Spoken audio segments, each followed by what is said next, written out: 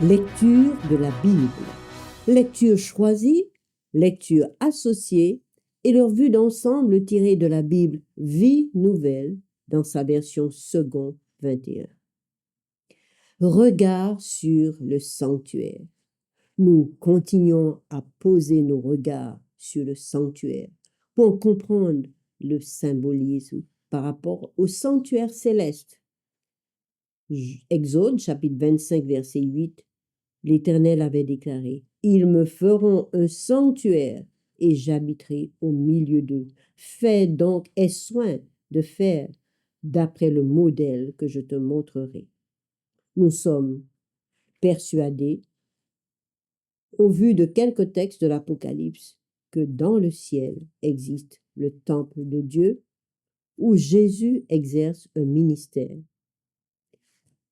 Dans le sanctuaire terrestre, construit au désert par le peuple d'Israël, il y avait deux parties, une partie sainte et une partie très sainte. La partie très sainte contenait l'arche de l'alliance de l'Éternel, ce coffre de bois recouvert d'or pur, surmonté d'un couvercle appelé propitiatoire, sur lequel étaient fixés deux anges aux ailes déployées, tout en or. Et c'est au-dessus de ces chérubins que l'Éternel transmettait toutes ses instructions à Moïse. Dieu lui-même venait dans la partie très sainte du sanctuaire. Et des recommandations très précises étaient données au peuple d'Israël et notamment aux Lévites qui étaient dans le service du temple, que nous lirons dans Lévitique chapitre 16. Tout le chapitre, nous ne le lirons pas, nous en lirons quelques textes, notamment à partir du verset 1er. L'Éternel parla à Moïse après la mort des deux fils d'Aaron, qui étaient morts en se présentant devant l'Éternel. Là aussi, ils avaient transgressé les ordonnances données par Dieu et ils sont morts. L'Éternel dit à Moïse, « Dis à ton frère Aaron de ne pas entrer à n'importe quel moment dans la partie du sanctuaire située derrière le voile, c'est-à-dire la partie très sainte, devant le propitiatoire qui recouvre l'arche, sinon il mourrait. » C'était une mesure de protection par rapport à la grandeur et la sainteté de Dieu. Et ce chapitre parle du jour des expiations. C'est le jour le plus important de l'année pour Israël. Le mot hébreu pour expier signifie couvrir. Les sacrifices de l'Ancien Testament ne peuvent pas véritablement effacer les péchés, mais ils peuvent les couvrir. Le jour de cette fête, appelé aussi le Yom Kippour, le jour du grand pardon, avait lieu le 10e jour du 7e mois. Le peuple devait faire l'aveu de ses péchés en tant que nation et le grand prêtre pénétrait dans le lieu très saint pour accomplir un sacrifice en faveur de tous. Cette cérémonie est accomplie pour couvrir les péchés du peuple en attendant le sacrifice de Christ sur la croix. Seul ce sacrifice ultime, aujourd'hui, nous permet d'être purifiés de nos péchés pour toujours. Et Aaron devait préparer ce temps de cette rencontre, ce moment, précieusement. Nous lisons chapitre 16, verset 3. « Voici de quelle manière Aaron entrera dans le sanctuaire. Il prendra un jeune taureau pour le sacrifice d'expiation, un bélier pour l'holocauste. Il mettra la tunique sacrée de lin, portera sur son corps des caleçons de lin. Il mettra une ceinture de lin et se couvrira la tête d'une tiare de lin. » Il mettra une ceinture de lin et se couvrira donc la tête, et ce sont les vêtements sacrés dont il s'habillera après s'être lavé, avoir lavé son corps dans l'eau. Il recevra de l'assemblée des Israélites 2 boucs pour le sacrifice d'expiation et un bélier pour l'Holocauste. Vous pourrez lire tout le détail des sacrifices, mais en particulier, nous soulignons le verset 9, 6, 11 et plus. Aaron offrira son taureau expiatoire et fera l'expiation pour lui-même et sa famille, ceci avant d'entrer dans la partie très sainte devant l'arche de l'Alliance. C'est répété au verset 11 et c'est répété également au verset 17. Il fera pour lui et pour sa famille l'expiation. Et ensuite, il fera pour toute l'assemblée d'Israël. D'autres indications sont données concernant la tenue dans le sanctuaire. Au verset 29 du chapitre 16, c'est pour vous une prescription perpétuelle. Le 10e jour du 7e mois, vous vous humilierez, vous ne ferez aucun travail, ni l'Israélite, ni l'étranger en séjour parmi vous. En effet, ce jour-là, on fera l'expiation pour vous afin de vous purifier. Vous serez purifiés de tous vos péchés devant l'Éternel. Ce sera pour vous un sabbat, un jour de repos, et vous vous humilierez. Nous lirons le livre des Nombres, chapitre 13, un incident par rapport à l'arche de l'Alliance. L'Éternel dit à Moïse, « Envoie des hommes explorer le pays de Canaan que je donne aux Israélites. Tu enverras un homme issu de chacune des tribus de leurs ancêtres. » Du verset 4 jusqu'au verset 16, vous pourrez lire le nom de ces hommes. Et le verset 17, Moïse les envoya explorer le pays de Canaan. Au résultat de cette exploration, un détail nous est rapporté au verset 23. Ils arrivèrent jusqu'à la vallée d'Escol, où ils coupèrent une branche de vigne avec une grappe de raisin. Ils la portèrent à deux au moyen d'une perche. Ils prirent aussi des grenades et des figues. Dieu avait donc raison quand il disait à son peuple, « Je vous donnerai un pays où coule le lait et le miel. » Mais quand ces espions firent leur compte-rendu à l'assemblée de retour de l'exploration du pays au bout de 40 jours, ils dénigrèrent Israël en disant, « Nous ne pourrons pas, ce peuple, c'est un peuple d'Anak, ce sont des géants, nous étions à leurs yeux comme des sauterelles, nous périrons. » Excepté Caleb et Josué qui dirent, « Non, l'Éternel est avec nous, nous vaincrons. » Alors, la voix de Caleb et Josué n'a pas été entendue. Le peuple suivit ces 10 hommes qui sapaient le moral en quelque sorte à tous. Et tout le peuple se souleva contre Moïse, Aaron et contre l'Éternel. L'Éternel dit, « Non, c'en est assez. Malgré tous ces miracles que j'ai faits au milieu de vous, encore une incrédulité accompagnée de murmures, de plaintes, de pleurs. » Alors, Dieu promit de frapper le peuple. Et Moïse rapporta ces paroles à tous les Israélites au verset 39. Et le peuple mena grand deuil. Ils se levèrent de bon matin, montèrent au sommet de la montagne en disant, « Nous voici, nous avons péché. Nous monterons à l'endroit dont l'Éternel a parlé. » Mais Moïse dit, « Ne montez pas. Pourquoi enfreignez-vous l'ordre de l'Éternel? Cela ne réussira pas. L'Éternel n'est pas avec vous. Ne vous faites pas battre par vos ennemis. » En effet, les Amalécites et les Cananéens sont là devant vous et vous tomberez par l'épée puisque vous vous êtes détournés de lui, de l'Éternel. Il ne sera pas avec vous. Ils s'obstinèrent à monter au sommet de la montagne, tandis que l'arche de l'Alliance et Moïse ne quittaient pas le camp.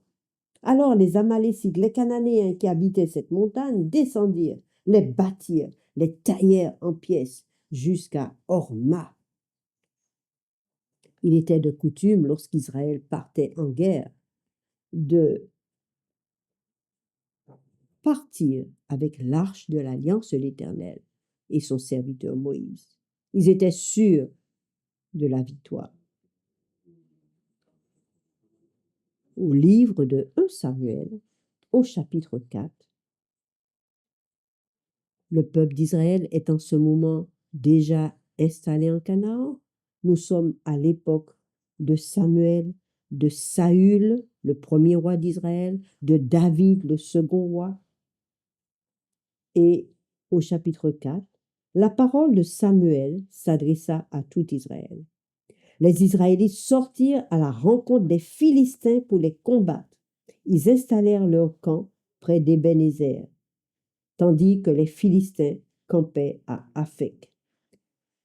Les Philistins donc se rangent en ordre de bataille contre Israël, et le combat s'engagea. Israël fut battu par les Philistins qui tuèrent environ 4000 hommes sur le champ de bataille. Le peuple rentra au camp et les anciens d'Israël dirent: Pourquoi l'Éternel a-t-il laissé aujourd'hui les Philistins nous battre?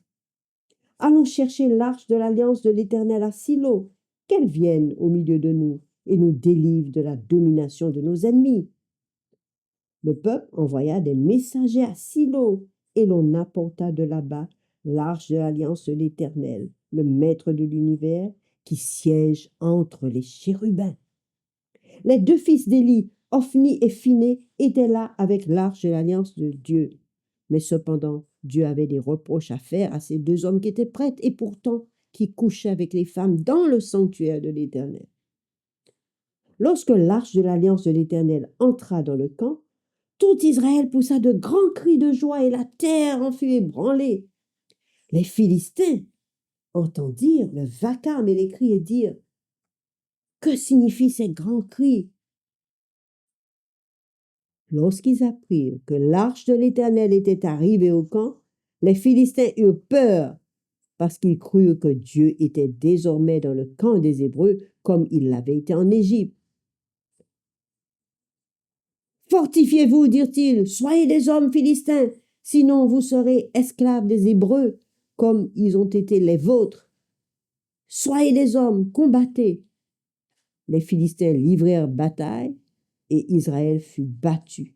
Chacun s'enfuit dans sa tente. La défaite fut très grande, et 30 000 fantassins israélites furent tués. L'arche de Dieu fut prise, et les deux fils d'Élie, Ophni et Phiné, moururent. Au chapitre 5, du verset 1 jusqu'à 5, les Philistins prirent l'arche de l'Éternel, la transportèrent d'Ébenézer à Asdod. Après s'être emparés de l'arche de Dieu, les Philistins la firent entrer dans le temple de Dagon et la placèrent à côté de Dagon, une statue qui était leur Dieu. Le lendemain, les Asdodiens se levèrent de bon matin et trouvèrent Dagon étendu, le visage contre terre, devant l'arche de l'Éternel.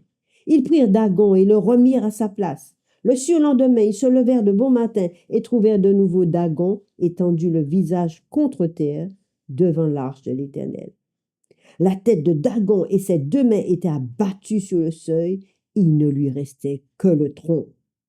C'est pourquoi, jusqu'à aujourd'hui, les prêtres de Dagon et tous ceux qui viennent dans le temple de Dagon à Asdod ne marchent pas sur le seuil. Cependant, au verset 6, la main de l'Éternel pesa lourdement sur les Asdodiens. Il fit des ravages parmi eux. Il les frappa de tumeurs à Asdod et dans le territoire qui en dépend. Quand ils virent cela, les habitants d'Asdod dirent: L'arche de Dieu, du Dieu d'Israël ne restera pas chez nous, car elle fait peser lourdement sa main sur nous et sur Dagon, notre Dieu. Ils firent venir tous les princes des Philistins, les rassemblèrent chez eux et demandèrent: Que pouvons-nous faire de l'arche du Dieu d'Israël? Les Philistins leur dirent: Qu'on la transporte là-bas jusqu'à Gath. Mais une fois qu'on l'y eut transportée, La main de l'Éternel fut contre la ville et eut une très grande terreur. Il frappa les habitants de la ville. Alors ils envoyèrent l'arche de Dieu à Écron. Lorsque l'arche de Dieu entra à Écron, les Écroniens poussèrent des cris en disant « On a transporté l'arche du Dieu d'Israël chez nous pour nous faire mourir !» Et ils firent venir les princes des Philistins, qu'elle retourne chez elle et qu'elle ne nous fasse pas mourir. Chapitre 6, verset 1er. L'arche de l'Éternel resta 7 mois dans le pays des Philistins. Les Philistins appelèrent les prêtres et les devins et dirent « Que pouvons-nous faire de l'arche de l'Éternel » Alors ces hommes se consultèrent et dirent « Qu'on la renvoie sur un char mené par 2 vaches qui n'ont jamais porté le joug, 2 vaches, et qu'on enferme leurs petits afin qu'elles ne suivent pas. » Et ces hommes firent ainsi. Et ils dirent, nous verrons si c'est l'Éternel qui nous frappe. Si ces 2 vaches prennent le chemin du territoire d'Israël, c'est que c'est l'Éternel qui est à l'origine de toutes nos maladies et nos tumeurs. Philistins désarmés, Asdodiens épouvantés, habitants de ces pays fermant leurs portes, bloquant leur entrée à l'arrivée de l'arche. Israélites infidèles, perdant les batailles, entraînés par l'idolâtrie en imitation des autres peuples. Tout ceci contribuait au malheur de chacun. Cependant, l'appel de Samuel est entendu de retourner à l'Éternel. Ainsi, nous suivons l'arche, se dirigeant toute seule en direction d'Israël. Non, dirigeant 2 vaches vers le territoire d'Israël. Elle sait son chemin, elle ira dans la bonne direction, sans le secours d'aucune main, car le doigt de Dieu est là, l'arche est là, contenant les 10 tables, les 10 paroles inscrites sur les 2 tables de pierre, imprimées sur la pierre pour l'éternité. David dira, « Ta parole est une lampe à mes pieds et une lumière sur mon sentier » dans le psaume 119 qui exalte la loi de Dieu. Il dira ensuite, « Ta loi vaut mieux pour moi que 1000 objets d'or et d'argent. » Paul dira, « Le commandement de Dieu est saint, juste et bon. » David ajoute, « Comment le jeune homme rendra-t-il pur son sentier? En se dirigeant d'après ta parole. » C'est le verset 9 du psaume 119. Si tu gardes la parole de l'Éternel, elle est pour toi tout de suite protection, santé, guérison et non malheur. Tous les trésors du monde ne surpassent pas la parole de Dieu et sa bénédiction. Il dit lui-même, j'ordonnerai à la bénédiction d'être avec toi, si seulement tu écoutes, tu obéis à ma voix. Alors, ta réponse, quelle est-elle? Si elle est positive à l'égard de l'Éternel, tu peux cliquer, partager, t'abonner. Et si tu hésites encore, continue avec nous cette aventure. Le sanctuaire, représentation du ministère de Jésus dans le ciel.